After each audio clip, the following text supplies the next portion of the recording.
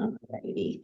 So today's session, Moodle assignments and grade workflow, is basically walking through the kind of the relationship between when you create assignments and how that impacts on the grading end of things.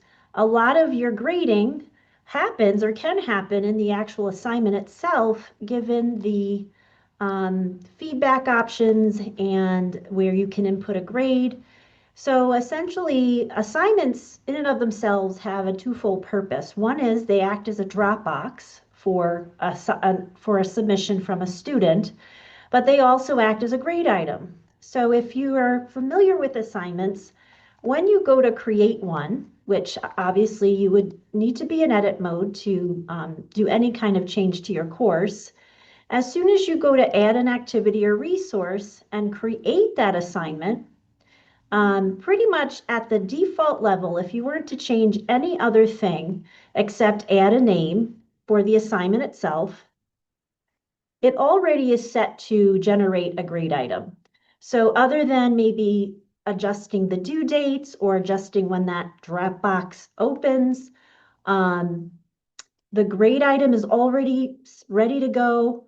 And the default submission view is that students can upload a file, um, and then you would be able to download that file to view it. So those are some of the basic defaults, but there's a few other options in here that might be another way for you to have students submit their work, but also for you to provide feedback. And we're going to go through some of those today. I'm going to go ahead and save this additional homework that I just created. But now that I've done that, if I were to jump over into my grades tool, and right now I'm in a user report view, but let me jump to grader report, because that is the default, is when you're in grader, when you jump over to the grades, you'll come to grader report. So as soon as I've created that assignment, it appears in my gradebook. So here it is at the very end, because it was the last thing that I created. The one thing is, once you create that assignment, it generates that grade item, and the most basic information that it builds or provides for you as a grade item is the points value. And it will show up in the grades book. And then from that next step, if we wanted to further adjust it as a grade item, we'd have to go in our grades area. And although the default is grader report, we'd have to jump over to gradebook setup. And here's where we can further manage or refine what that grade item / homework, how it's weighted, what category it's organized in. So, sometimes it's twofold. You create the assignment, it generates that grade item, but then we can go further into the grade book setup and further refine it. So here, it's not really a part of any one particular category that I've already have set up, or maybe I don't want it in a category. I can, assign its weight right here in the grade book. Since I do have categories, I'm going to move it on into this assignment area. And so I could then take that recently created assignment, click on that up-down arrow, and then just bring it into my assignment category here.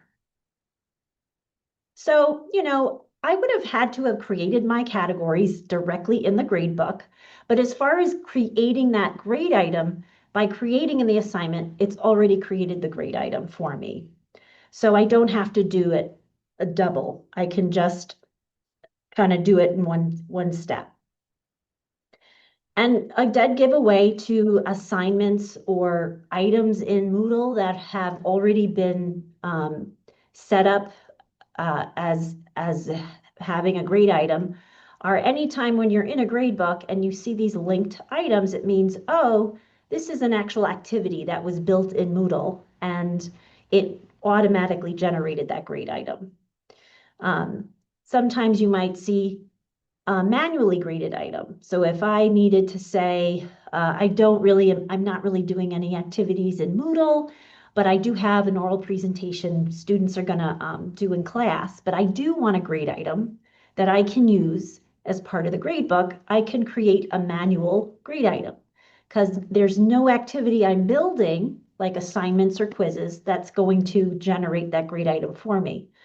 So in the gradebook setup, I can opt to forgo assignments or any other activity and just add a manual grade item. And I would find that under this dropdown. So this is where I'd find where I could create those categories. If I organize things by categories and different categories are weighted a certain way, and where I can add manual grade items. So in this case, if I say did oral presentation maybe for an example, and I could even, now that I have categories, I could put it in one of my categories. Say if we just put it in projects, for example. If I go down to my projects, I know that this is a manual item. Obviously it says manual, but it's just sort of flat text. It's not linking to any existing activity that's already in Moodle. And a lot of times you're like, I've inherited this grade book. I don't want this item anymore, but it won't let me delete it. So for instance, if I wanted to get rid of this checklist, and I go over to the dropdown, notice how I can't delete it. I have to go to that original assignment and delete it from the main course page. So it's kind of interesting as you have to go where it was originally set up to delete those types of things. So we would have to go back to the actual like place within the Moodle class where it's linked and where it was created when we wrote, or when the prior person had written add assignment. We have to delete that. Yeah, so if it's an assignment or a quiz or any of those built-in activities, it won't let you delete it from the gradebook. What you would do is you'd go to your main course page. You'd obviously have to go into edit mode. And from here, you can do one of two things. You could scroll down the page to try to figure out where it is. But over here on the upper right-hand side is this like activities block. And this will at least at bare minimum, kind of give you sort of a sense of where things are. So if you're like, okay, I know I've got 16 folders. I'm not sure where this assignment that I want to delete is. Let me click over into assignments. And this will show me all the assignments and where they're located. So I know, okay, with this assignment I want to get rid of is in week 1, or the assignment I want to delete is in this section here. It would be nice if it linked you over there from here, but it doesn't. You could even just, I wonder if it would let us go like this. I can click over from here, and at least it brings me into that assignment. But knowing from that list that this assignment is in week 2, I could click over to that week 2 section and then find the assignment I want to delete. And from here, I could delete it. So that's like any built-in activities. If you want to delete them, you have to delete them from that main course area. It won't let you delete them from the gradebook itself. That being said, there is a bulk delete option now. So if you have multiple items that you want to get rid of, you can, when you're in edit mode, click over into bulk action, and it will, within this collapsed topic format, it will let you pick and choose multiple items to delete. So at least it makes it a little bit easier to manage deleting things if there's multiple things at once, in the case of having to get rid of certain assignments you're no longer using. So I wanted to walk through, some of the different assignment settings that give you different options for providing feedback and for grading students. I'll stop here at this moment, though, to see if there's any questions that are, you have really in the front of your mind if you want me to address. Okay. Just as we might have it set up at the start of the semester, but we can still add things. So for example, say we have a section, like I have a section called classwork. Mhm. and it's supposed to be worth a certain number of points. Total, maybe 14. Yeah, Out of that classwork, if I continue to add another activity later on, I'm like, oh, I want to do this different activity or delete that one and add a new one.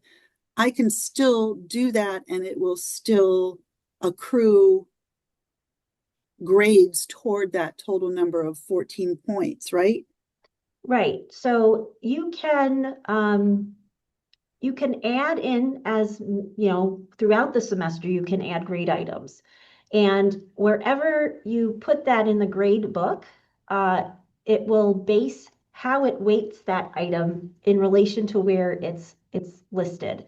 So, you will give it an out of amount, you'll give it a certain amount of points. The default is 100, but you can adjust that depending on how you grade. And then if you already have an existing category that you want to put that additional item in, when you move it into that category, it will readjust its weight in relation to the other items within that category. And you can override that. You can override any weighting that is automatically calculated by clicking on the checkbox there, or next to the item. Now you can also remove things. If someone's already submitted something to a certain assignment, it won't let you easily delete it because it's already Right. knows it has stuff. I do believe you have the ability to remove those submissions in order to delete something if you wanted to. But you can also, if you wanted to leave it in there, you could also establish um, 0%. You could kind of just not count it at all. So if I know a lot of people do that where they don't delete things, but they just ignore it. They just assign it 0% weight. So that's another way you could kind of like just overlook something that you don't want to count and just, you know, leave it in there, but hide it from the student and then just assign it a weight of 0%. Um, So on your screen right now, can you scroll up a little bit? sure. You've got all those percentages. So those are weights. When I Yes. look at mine, I think I must have structured it as points as opposed to weights, Well, like percentages. yeah, so there's a couple of different aggregations. I do believe that overall, they all exist on a weighted system. So in this particular case, it weights everything in relation to the points value. So, I have a total of 1,148 points overall in my grade book. And then based on the number of points that I have for each individual item, it determines the percentage of that. And so I have my category, and I can establish the category to have a certain weight. And then within that category, I can determine how the weights are distributed for the items within that category. Because everything's set to 100, it divvies it up evenly. But if I had, some things were worth 50, it's going to say, well, 50 points in relation to the 700 points of the category is this amount. So it will recalculate it based on the points unless I override that. If you're in a system that's just using points, I think it's not like you have to have any particular weight established to the item. I think it's still kind of calculating things in relation to, um, how did this person do on, what grade did they have in relation to the maximum total number of points? So it does kind of provide, um, I think it issues its weight based on how they did in relation to the maximum number of points. So I think there is like another aggregation where it does do the calculating a little bit differently based on the overall points, not necessarily on specific different weights you've assigned to different things. Does that make sense? Yeah, I remember, I think um, I think you have a different aggregation. but a lot of them will just do sort of, I got, here's the total number of points that I can possibly earn. And, out of all of those points, I earned this many. And then it's like, that's how it's calculating the percentages, both within the category and then the overall course total. Um, so just jumping into those assignments, I wanted to show you a couple of the different feedback options. So I have two here that I've set up. One is called inline commenting and one is called, file submission. Um, the file submission option is essentially that default. So if you create an assignment Dropbox and somebody uploads an assignment, you can download that assignment. Inline commenting provides the students with their own kind of text editor where they can actually either copy paste or type in their work. So it really just depends on the nature of the assignment. But let's look at the default here first for file submission, and we'll kind of go from there. So I've set this up. I went into edit mode and I selected add an activity or resource. And so from my settings, once I added that, and I'm here in my settings area, I can add the instructions for the student as far as what is required. I can upload a more in-depth explanation or any material related that they might need for the assignment here. And then I've got my availability. Cutoff date would be when the actual Dropbox closes. Due date is when it will start to flag them as late. So that's sort of the difference between those two. So under submission types, typically my default is file submission, meaning students can upload an assignment. And here is this online text option, which we'll see in the next example how that works. Under feedback types, these are my defaults. What it's going to do is it's going to generate a PDF version of the submission that I could, if I wanted to, annotate over, and it provides the student with sort of an attachment with those markups. And this comment in line really doesn't relate to this file submission, but it does relate to this online text option. Those two go hand in hand, which we'll see in just a sec in the next example. The other thing to note is Moodle has the ability to let you grant students additional attempts to submit. One of the options is called now automatically, and really what this allows you to do is if you are letting the students submit a series of drafts and providing them feedback throughout that process, you could set it to say 2 or 3 attempts. And by setting it to automatic, anytime you then submit feedback to them, it will reopen their ability to submit the second draft. So if, say, it's like a situation where you're allowing them to do multiple drafts of something before the final grade, this is a way that you might do that, is you could set it to, well, let's say, they have up to, they have their initial draft and then 2 other drafts they can submit before I'll give them the final grade, because we're going to have this sort of back and forth, and I'm going to give them input and then they're going to resubmit. You can And will set it that up. archive all of those drafts? Yes. Yes. So on their submission, they'll have each attempt can be looked at. So we'll keep it at 3. And we'll just do it save and return, and then we'll go ahead and we'll take a look at some of those now.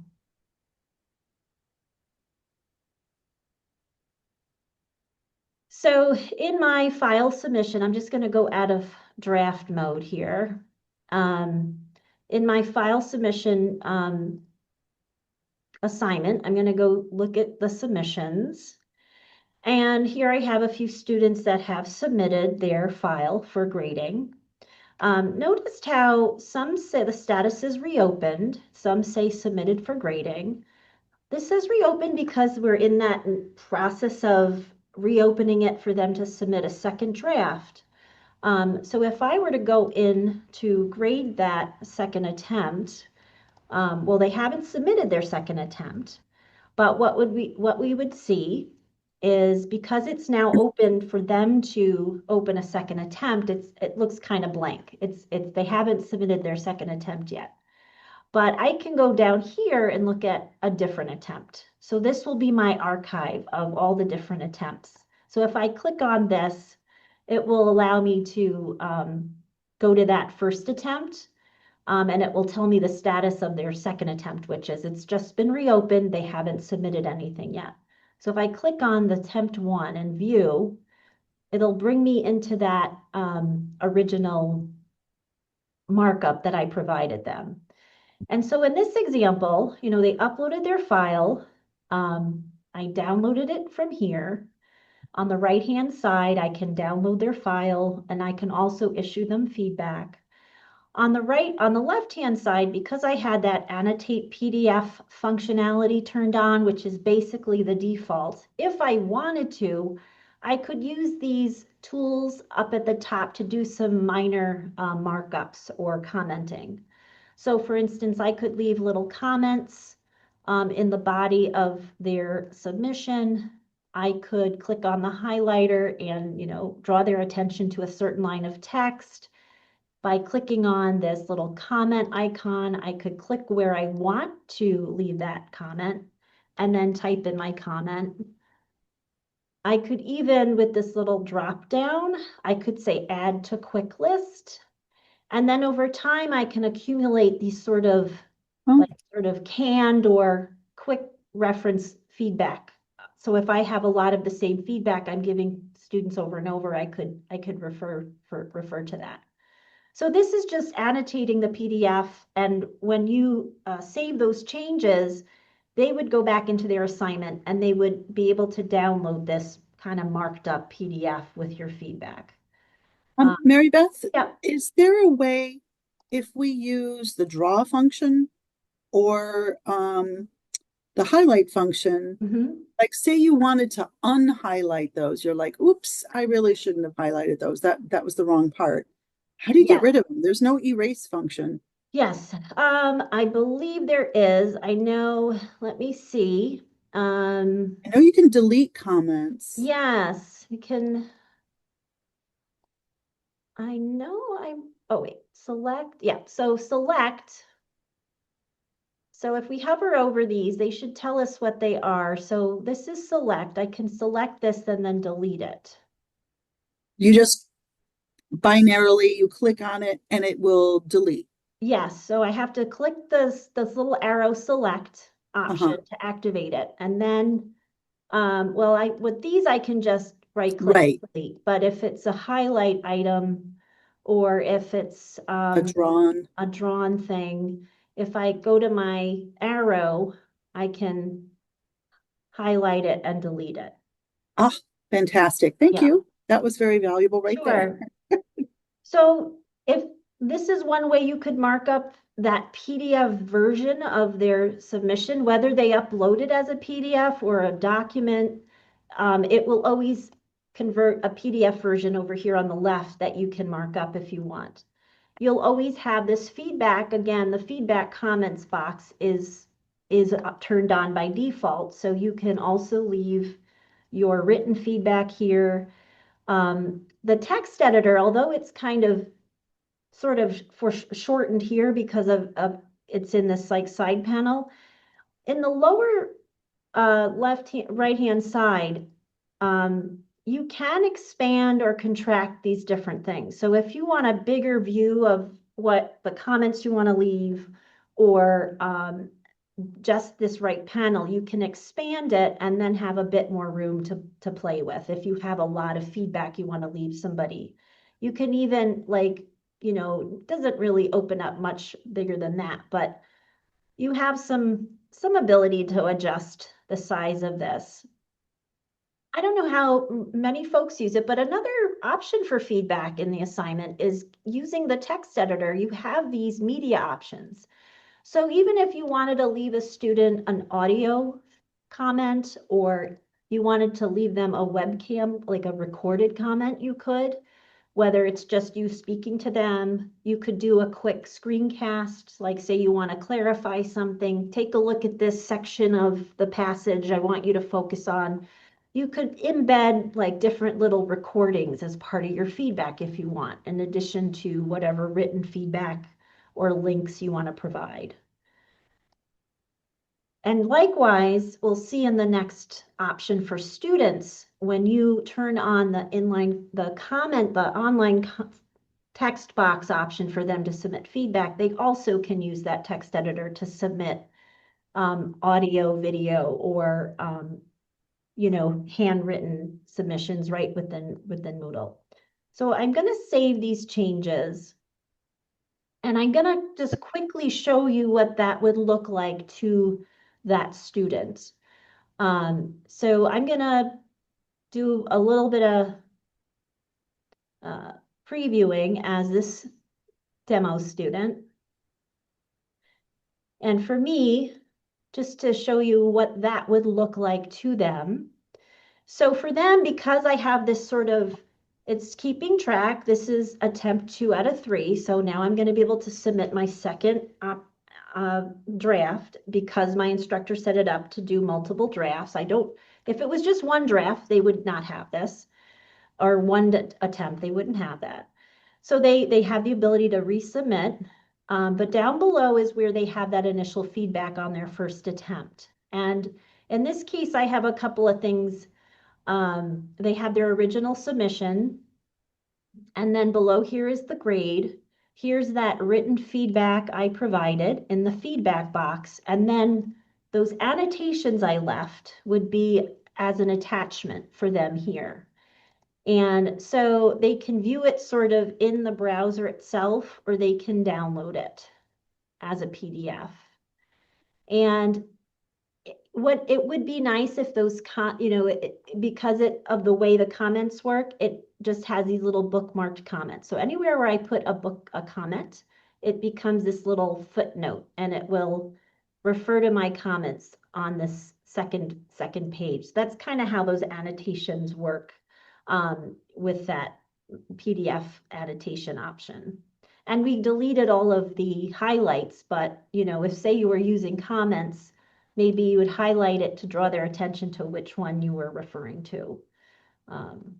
I haven't tried this on a tablet, so I haven't tried it so that maybe you could use the squiggle to like make some basic handwritten markups. I haven't experimented with that, but it might be something to try. So that's kind of how that looks from the student point of view. Let's go back in and we'll look at that second option.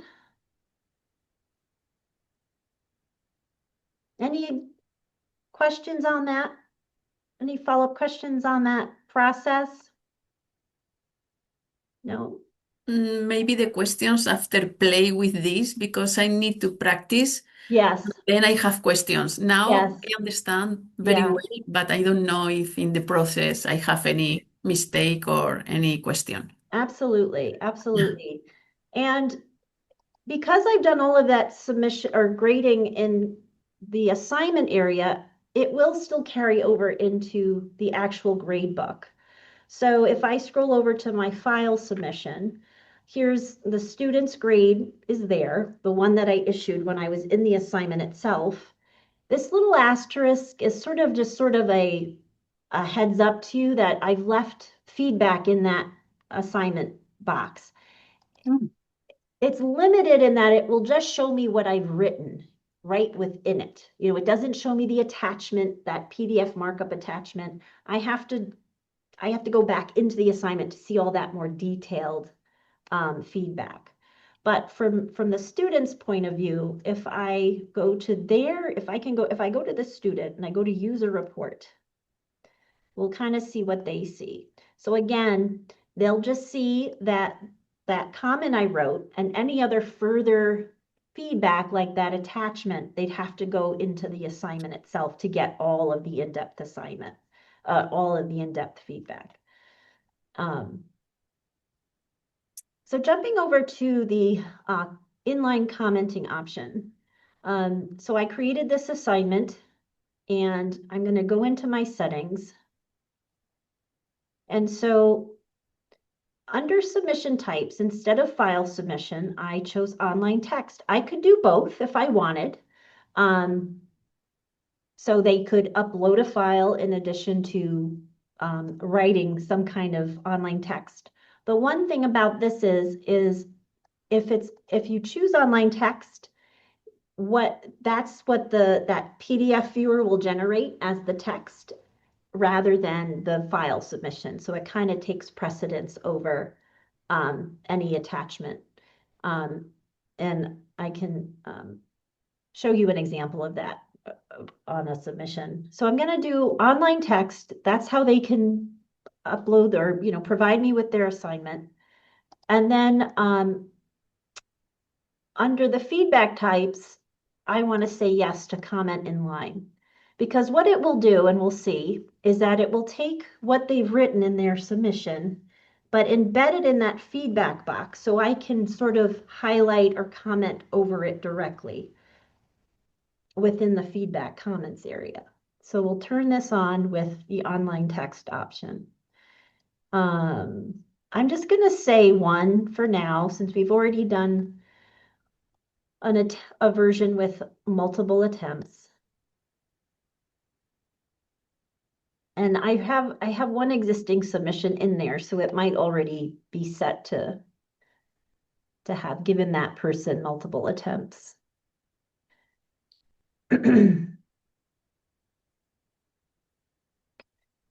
I wish Moodle was a little faster. Okay, so I know, it seems a little slower than usual now. yeah, that's one of my goals, is to see what we can do to improve the performance of Moodle. And it has been a very difficult journey working with Moodle support and with ITS and figuring this out. So, but thanks for your patience.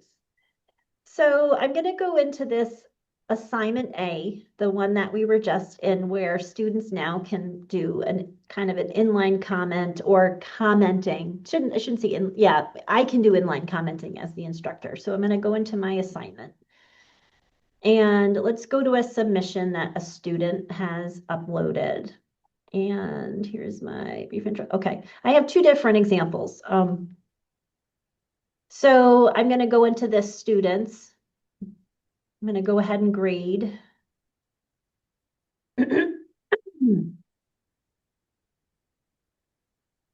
Oh, and then, so yeah, so this is a student where I had I had already set it up so they could do an additional attempt because I left feedback on the first attempt. Let me go back to that first attempt to show you. So I set it up so that they could use this text editor. And so when I selected that comment in line, what it will do is it automatically takes everything that they wrote in their version of the text editor and puts it in the feedback area for me. And then, this is kind of like something I just copied and pasted in as an example. But it automatically will input their writing into my feedback box. And then from here, I can use the text editor to make embedded comments on their work. So here, I've highlighted some of the work. I've made some comments. I can highlight them or, change the color of the font. So I can do those sort of more ingrained comments within the context of their work if I wanted to, using the inline commenting. I can still upload files if I have some kind of other resources I want them to have reference to for them, but this just allows me to do some of that more embedded commenting. And again, I can still add the grade. Mary Beth, if the student has submitted it as a PDF, yes, that would not be an option, this inline or online. It would be an option if you had both checked. So let me show you, I have another example of that.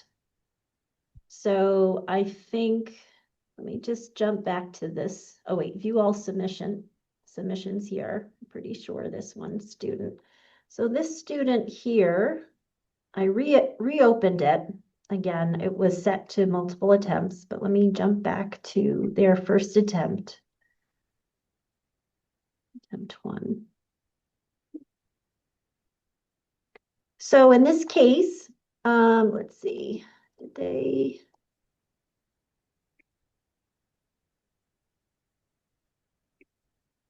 They did, okay. Yeah, so I'll show you where we can set that up. So in settings, I could very well have them have both options. So if, say, you wanted them to provide a brief intro and then, have them upload the more in-depth submission, you could have both in that case. And I think with the example I just showed you, I had it set up that way originally, and let me go back in there now. Yeah, so it's now showing it because I switched it back to file submission. So in this example, I had both. So for the student, when they uploaded their assignment and provided me, using the text editor, a little initial blurb.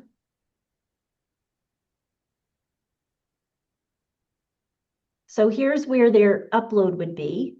So because, see how the online commenting kind of took precedence over what shows up in this PDF viewer, even though they've also uploaded a file. Typically, if it's just file submission only, that's what would show up in the viewer. But what they write to me in that text editor takes precedence in this case over here. But they have written me, this is their initial submission. And again, I can enlarge this if I want. But usually if it's more than a certain amount of words, it will show you this little plus sign, you can expand it. And then because I also had inline commenting set up in this case, it's just copying in what they wrote up here. So it, even though they have an actual more substantial file submission, that's really what I'm going to look at. Right. Provide feedback. If they did not write that Dear Professor intro and just simply uploaded the file. Let's see, we can test it out. Notice how they also have provided their own little video intro because they have the text editor. They also have the option, if that online submission option is available, they could submit a video, like an intro to their assignment, or if the assignment itself required them to provide like a 2 to 5 minute little intro of something, or an audio recording. So it might, depending on the assignment, be useful for them to have those options in terms of submission. There are limits there. I think the audio and the video are set to no more than 2 to 5 minutes because of size wise. They want to kind of keep the size of files in check, but I think 2 minutes can be a long time when it comes to doing the video segment. So depending on the assignment, they have that option as well. But if and we'd only have that option to do a video in response to them if we had done the online submission, or it doesn't matter. For you have it in both cases because even when you only have file submission turned on, in the settings, feedback comments is always turned on. So regardless of whether they're using online text or file submission, this option is what provides you the ability to write them feedback or record them feedback. So it's separate from whichever way they're going to submit. So that's always on. Unless you uncheck this will always be on. But if I think your question was if a student submitted something without using the online text? Yeah, if they just submitted, uploaded a PDF and that was it. Okay, so using this one, we'll do this person.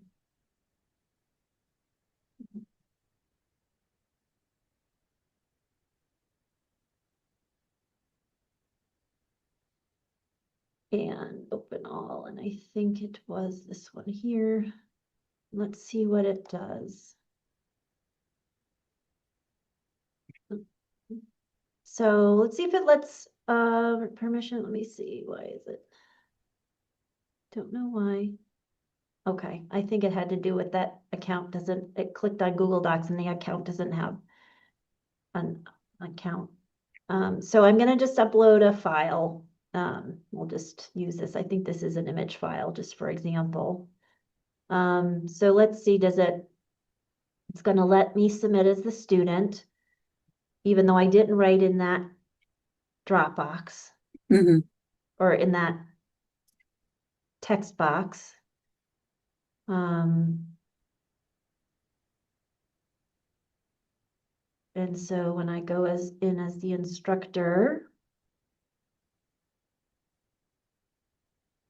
and I'm gonna go see, I believe it was, yeah, this student.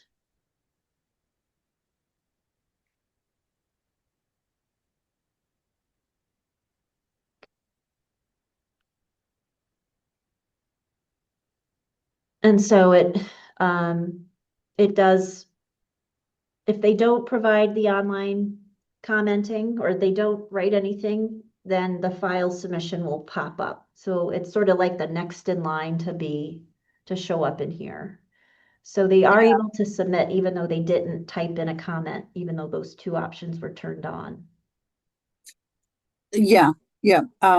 Yeah, I typically have checked off that I want my students to submit their work as a PDF because Yeah. I thought that was the only way that would allow me to do that. Yeah. The responding right on the PDF Yeah. itself. Yeah. And it looks like if you had that other option turned on and they did write something in there, that will be the thing that shows up in the PDF viewer. If they Right. don't type anything in there, if you have both on, it will show the PDF. It's sort of like that's like the secondary thing, which is interesting. Yeah.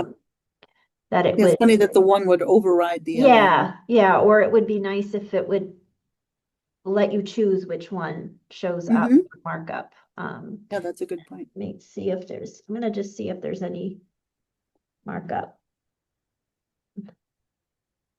Submission PDF. Maybe there's a way to do that, but it's just not apparent in the moment right now. And then like the feedback comments, so there you could do any written feedback comments, but earlier you had the option of doing video, audio and such. Would that be under feedback files down below? Well, that's still an option for you right within this feedback comments box. Click on the three dots then? Yeah, so it's just because it's sort of like by default the panel is sort of minimized. Yeah. Could just there's on the lower left hand side you can kind of toggle, so I could click on this and then expand it. Mm-hmm. So, if I wanted to do that to kind of have the bigger view of the feedback box with all the menu options, I could do that. If I didn't, I could do this and then they would show up that way too. And you said that when doing a video response, you can actually be doing a video of the screenshots, like Yeah, so looking at their work and then your voiceover. so in 4.5, I could, from this feedback, from anywhere in Moodle where there's this text editor, you can record your screen. So if I click Okay. on that, I don't know, I guess let's see what happens. So I could, decide what screen I want to record. Obviously, look, it's like, it's a screen within a screen within a screen within a screen. But for the sake of just now, I'm recording. And let's see if I go, let's see if what happens here. Did I just, no, that's not it. Oh, interesting. Well, this is interesting. So now I have this annotation thing, Mm-hmm. which is part of the recording. I don't know, because I can't tell which click. Yeah. Yeah, interesting. It didn't do it because I'm recording and I'm screen sharing already. I don't know if that's complicated, Oh, yeah, that might be but having a problem. let me Yeah. do a test of this and I'll send it to you guys to see how it ended up working. I'm not sure. I thought that once I hit share, that menu would go away Hmm. and I could further, do my screen share. Maybe it's dependent on if I share this window. Yeah, it's kind of not doing what I was anticipating. But you're right, maybe because we're already doing screen sharing and Yeah. other things, it's just too much. Yeah, so let me take a look at that and I'll do a little sample recording. Because now it's like, well, I have these annotations that wasn't apparent to me before. Yeah, that you might be So circling something as you're talking about it and all of that, yeah. and then how to get rid of those. Oh, what Yeah. did you just do to get rid of them? There's a little trash can and then I said clear all drawings. So I'll follow up on that and send some instructions on how that works a little better. Yeah, because I have some undergrad assignments where students get a lot of feedback, mhm. and it would be really nice actually to follow it up with a video. I think that makes it a little more human. Sure, sure.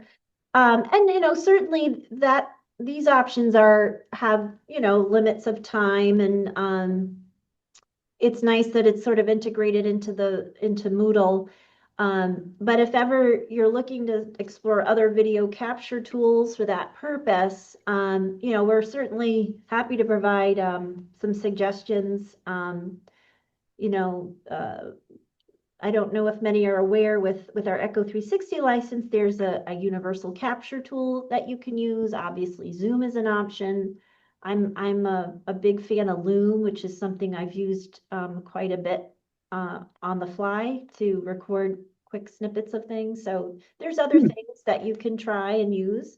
I'm gonna have a session on that later in the semester to kind of walk through some of those tools and how you can also some streaming options for faculty. You have Google Drive, but we also have Echo 360, which also serves as a library to which you can upload your videos and link them from Echo to your class. So Mary Beth, if you are recording yourself, is any way to put captions or so it's too much? yeah, that's a really good question. So there's a couple of things that you could do.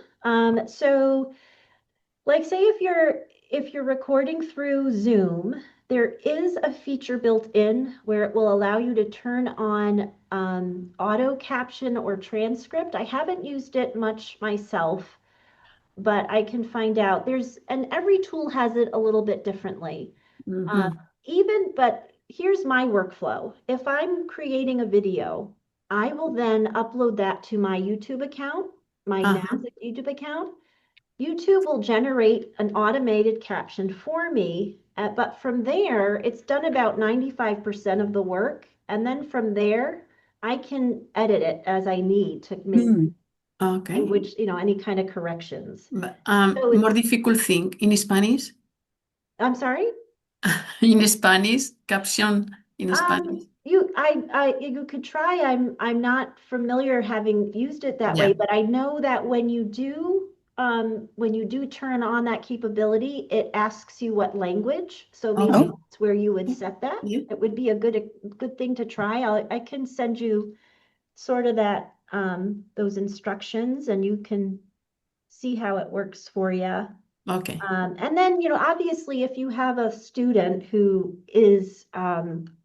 needs an accommodation like captioning, Mhm. we would usually work through our official caption service because they will do an ADA compliant caption. Yeah. But if you just want to provide a caption and maybe a student isn't necessarily requiring it as an accommodation, but you want them captioned, you can use things like YouTube to kind of create that initial caption and then edit it to make it more Okay. accurate. But yeah, if ever you're in the need of captioning for a student who has a documented need for it, usually we'll work with accessibility services to figure out Yeah. the best foot forward on that. Mhm. We have actually one instructor who we're working with Oh, yes. who's has a student and is going to do a recording like every week or so. So we've kind of been setting up a system for him to do that as easily as possible. Okay. Um, Okay. And so Okay. a related but unrelated question sure. is if we have created a video, but we just want to chop off the front and the end, for Mhm. example, really basic editing. All I want to do is crop it. What tool, because it seems like I don't do this often enough that I ever remember which tool, and then Yeah. I'm always searching again for what's the best tool for us to be using to clip a video. That's a good question. I know there is, it's a little bit more that's necessary for just doing that. I believe faculty have access to the Creative Cloud. So one option is Adobe Premiere, which is a video editing program, which, you know, you open it up and it's got a ton of different options. So it's a little overwhelming to look at. But if I was just doing some quick cropping at the ends or the front or in the middle, something like that, I believe even in YouTube, it'll let you cut things. Like once you upload to your YouTube channel, it Oh, does have some yeah. minimal editing. I know the Loom, which is a tool I've used to do video capture, also has I have there's no like site license for it, but with a paid subscription, you can do some of the editing. I can inquire and see if I can, if there's any other ones that are just not coming to mind, but I can definitely take a look and let you know. We Yeah. have Camtasia but we have a license for our department, so it lets you do a lot of screen capture and then editing, and that tool is very user-friendly. But it's just we only have the 3 licenses for the purposes of our jobs. But you know, I think that tool is wonderful. And you know, I can also send you info on that. At the very least, you can get like a 30-day trial. I mean, it doesn't help you long term, but at least it gives you a sense of how that works. But some of these freer ways of doing it, I can make a list of things that I think would probably be the most simple way to do it for you. Yeah, because I've got online classes that I'm teaching, and you get the automatic MP4 video. Mhm. But when I open that, it's just opened with whatever is our library, Microsoft video player kind of thing. And it has no other functions other than viewing it. Yeah, I think, and I might check this too, Echo 360, I think might also have some minor um, editing functionality too, where once you upload a video, it gives you some editing options of um, Hmm. snipping off or splitting things. So I'll look at those tools and see which has what, and I can send you that list. For Yeah, sure. that would be great. Yeah. So I know we're over time. I just thought if anybody has any other last minute questions, I've got some notes here on things to follow up with in terms of resources, but Mhm.